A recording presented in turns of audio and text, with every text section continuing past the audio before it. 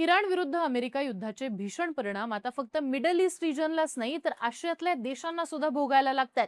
मागच्या काही दिवसांपासून भारतासहित शेजारच्या देशांमध्ये युद्धाचे परिणाम जाणवायला लागलेत। भारतामध्ये 2 दिवसांपासून गॅसचा तुटवडा हा निर्माण झालेला आहे। कमर्शियल सिलेंडर मिळत नसल्याने अनेक शहरांमध्ये हॉटेल्स आणि रेस्टॉरंट्स हे बंद पडण्याच्या मार्गावर आहेत।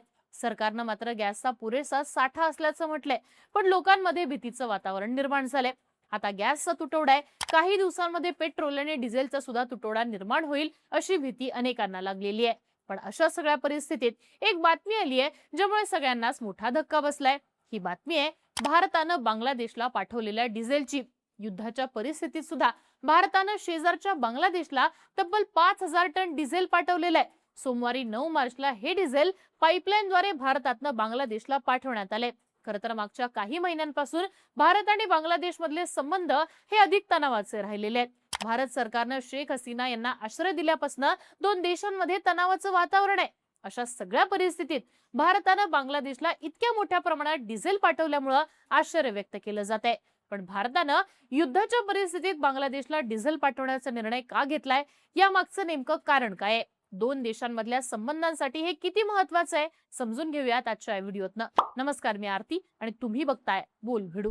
सगळ्यात आधी भारतानं बांगलादेशला पाठवलेल्या डिझेल बद्दल जाणून घेऊयात। तर भारतानं आसाम मधल्या नुमालीगड रिफायनरीच्या माध्यमातून बांगलादेशला डिझेल पाठवलेलं आहे। हे डिझेल क्रॉस बॉर्डर पाईपलाईनद्वारे भारतातनं बांगलादेशला पाठवण्यात आलंय। बांगलादेश पेट्रोलियम कॉर्पोरेशन अर्थातच बीपीसीचे अध्यक्ष मोहम्मद रिझानूर रेहमान यांनी याबाबत अशी माहिती दिली आहे। त्यांनी म्हटलंय की सोमवारी 9 मार्चला दुपारी 3:20 भारतातनं पाईपलाईनची पंपिंग सुरू झाली। तेव्हापासून दर तासाला भारताकडनं बांगलादेशला 113 टन डिझेल पाठवलं जातंय। मंगळवारी 10 मार्च पर्यंत सुमारे 5,000 टन डिझेल बांगलादेशात पोहोचले। पुढच्या 6 महिन्यात आम्हाला भारताकडनं एकूण 90,000 टन डिझेल मिळण्याची अपेक्षा आहे, असं सुद्धा मोहम्मद रिझानूर रेहमान यांनी म्हटलंय। खरं तर अमेरिका आणि इराण यांच्यातल्या युद्धामुळे सध्या बांगलादेशात सुद्धा तेलाचं मोठं संकट निर्माण झालंय। बांगलादेश सध्या इंधनाच्या तीव्र टंचाईचा सामना करतोय। बांगलादेश हा त्याच्या गरजेच्या तब्बल 95% इंधन मिडल ईस्ट मधनच आयात करतो। हे कच्चं तेल पर्शियन आखातातनं स्ट्रेट ऑफ हॉर्मुझच्या मार्गाने बांगलादेशमध्ये येतं। पण सध्या युद्धाच्या परिस्थितीमुळे स्ट्रेट ऑफ हॉर्मुझद्वारे होणारी जहाजांची वाहतूक ठप्प पडलेली आहे। त्यामुळे बांगलादेशात इंधनाचा तुटवडा निर्माण झालाय। बांगलादेशमधल्या पेट्रोल पंपांवरती सध्या लांबच लांब रांगा लागल्याचं दिसतंय। अनेक शहरांमध्ये सरकारला तेलाची रेशनिंग करावी लागतेय।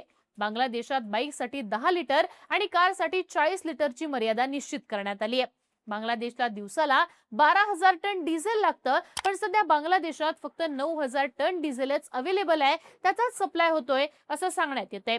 युद्ध जर आणखी लांबलं तर बांगलादेशात यापेक्षा भीषण परिस्थिती निर्माण होऊ शकते। त्यामुळे अशा परिस्थितीत भारतानं बांगलादेशला डिझेल पाठवणं हे अत्यंत महत्त्वाचं आहे। पण एकीकडे युद्धाच्या परिस्थितीमुळे देशभरामध्ये गॅसचा तुटवडा निर्माण झालेला आहे। येत्या काही दिवसांमध्ये पेट्रोल आणि डिझेल बाबतीत सुद्धा हे होऊ शकतं का, अशी भीती लोकांमध्ये निर्माण झालेली आहे। पण अशा सगळ्या परिस्थितीत भारतातनं बांगलादेशला डिझेल का पाठवलं जाते, तर या मागचं महत्त्वाचं कारण ठरतोय तो म्हणजे एक करार।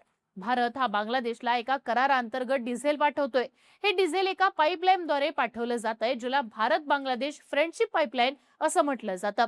पंतप्रधान नरेंद्र मोदी हे 2015 साली बांगलादेशच्या दौऱ्यावर गेलेले। त्यावेळी 2 देशांमध्ये एनर्जी सेक्टरमध्ये सहकार्य करायचं ठरलेलं। 2 वर्ष यावरती काम झालं आणि एप्रिल 2017 मध्ये आसामची नुमालीगड रिफायनरी लिमिटेड आणि बांगलादेश पेट्रोलियम कॉर्पोरेशन यांच्यात एका कराराची बोलणी झाली। एप्रिल 2018 मध्ये औपचारिक सामंजस्य करार झाला, ज्या अंतर्गत भारत आणि बांगलादेशात पाईपलाईन उभारण्याचं ठरलं। त्याच वर्षी सप्टेंबर मध्ये पंतप्रधान मोदी आणि बांगलादेशात तत्कालीन पंतप्रधान शेख हसीना यांनी व्हिडिओ कॉन्फरन्सिंगद्वारे या पाईपलाईनची पायाभरणी केली। पुढच्या 5 वर्षात या सगळ्या पाईपलाईनचं कामही पूर्ण झालं। तिचं उद्घाटन मार्च 2023 मध्ये पंतप्रधान मोदी आणि शेख हसीना यांनीच केलेलं। या पाईपलाईनला नाव देण्यात आलं भारत बांगलादेश फ्रेंडशिप पाईपलाईन। ही जी पाईपलाईन आहे ती सुमारे 131 किलोमीटर लांबीची आहे। यापैकी 126 किलोमीटरचा भाग हा बांगलादेशात आहे, तर फक्त 5 किलोमीटरचा भाग हा भारतात आहे। ही पाईपलाईन आसामच्या नुमालीगड रिफायनरी पासून सुरू होते आणि ती उत्तर बांगलादेशातल्या दिनाजपूर जिल्ह्यातल्या पार्बतीपूर डेपो पर्यंत जाते। याच पाईपलाईनद्वारे आता भारतातनं बांगलादेशमध्ये डिझेल हे पाठवलं जात आहे. पण हे सगळं आता अचानक होतंय का? युद्धजन्य परिस्थितीनं भीषण टंचाई निर्माण झालीये म्हणून भारत बांगलादेशला मदत करतोय का? तर तसंही नाहीये. यामागे बांगलादेशच्या सध्याच्या इंधन टंचाईची पार्श्वभूमी नक्कीच आहे. पण आता भारतातनं बांगलादेशात जे काही डिझेल जात आहे त्याचा निर्णय 2 महिन्यांपूर्वीच झालेला आहे. 6 जानेवारी 2026 ला बांगलादेशचे अर्थ सल्लागार सलेहुद्दीन अहमद यांच्या अध्यक्षतेखाली ढाका इथे एक बैठक झालेली. या बैठकीत बांगलादेशच्या सरकारी खरेदी सल्लागार समितीनं भारतातनं डिझेलच्या खरेदीला मान्यता दिलेली. या कराराअंतर्गत भारत बांगलादेशला दरवर्षी पाईपलाईनद्वारे 1.80 लाख टन डिझेलचा पुरवठा करेल. हा करार 15 वर्षांसाठी करण्यात आलाय. डिझेलची ही आयात बांगलादेश पेट्रोलियम कॉर्पोरेशन करत आहे. याच्या पेमेंटचा काही हिस्सा बीपीसी देईल तर उर्वरित रक्कम बँक कर्जाद्वारे पुरवली जाईल. याचाच अर्थ भारत बांगलादेशला डिझेलचा पुरवठा मदत म्हणून नाही तर व्यापार कराराअंतर्गत करतोय. बांगलादेशी मीडियाच्या म्हणण्यानुसार या डिझेल खरेदी कराराची एकूण किंमत 119.13 दशलक्ष अमेरिकी डॉलर म्हणजे 14.62 अब्ज बांगलादेशी टका एवढी आहे. या करारानुसार प्रति बॅरल डिझेलचा मूळ दर 83.22 डॉलर निश्चित करण्यात आलाय. पण हा दर आंतरराष्ट्रीय मार्केटमधल्या किमतीवरती अवलंबून असेल. भविष्यात मार्केटमधल्या चढ उतारानुसार या दरामध्ये बदल सुद्धा होऊ शकतात. आता बांगलादेशला जी 5,000 टन डिझेलची पहिली खेप पाठवण्यात आली आहे ती याच कराराचा एक भाग आहे. आता हाच करार भारत आणि बांगलादेश यांच्यातल्या संबंधाच्या दृष्टीनं नेमका किती महत्वाचा आहे? तर खरं तर ऑगस्ट 2024 ला बांगलादेशचं शेख हसीना सरकार कोसळल्यावर भारत आणि बांगलादेशचे संबंध प्रचंड बिघडले. शेख हसीनांनी भारतात आश्रय घेतल्यावर बांगलादेशात मोहम्मद युनूस यांच्या नेतृत्वाखाली अंतरिम सरकार आलेलं. या सरकारनं भारतासोबतच्या अनेक करारांचा आढावा घेतला. भारत आणि बांगलादेशातले एनर्जी करार हे बांगलादेशासाठी फायद्याचे नाहीत असं युनूस सरकारचं म्हणणं होतं. पण आता बांगलादेशात निवडणुकीनंतर नवीन सरकार आलेलं आहे. देशात बांगलादेश नॅशनलिस्ट पार्टीचे तारिक रहमान पंतप्रधान झालेले आहेत. त्यांच्या सरकारनं पुन्हा एकदा भारतासोबत सामंजस्याची भूमिका घेतली आहे. युनूस यांच्या काळात बिघडलेले भारत आणि बांगलादेश यांच्यातले संबंध पुन्हा पूर्वपदावरती येत असल्याचं चित्र आहे. या संबंधाच्या दृष्टीनं हा डिझेल करार अत्यंत महत्वाचा आहे. एकूणच काय तर बांगलादेशात आता भारतातनं जे डिझेल पाठवण्यात आलंय ते आधी झालेल्या कराराअंतर्गतच आहे. पण सध्याच्या युद्धाच्या परिस्थितीमुळे त्याचं महत्व वाढलेलं दिसतंय.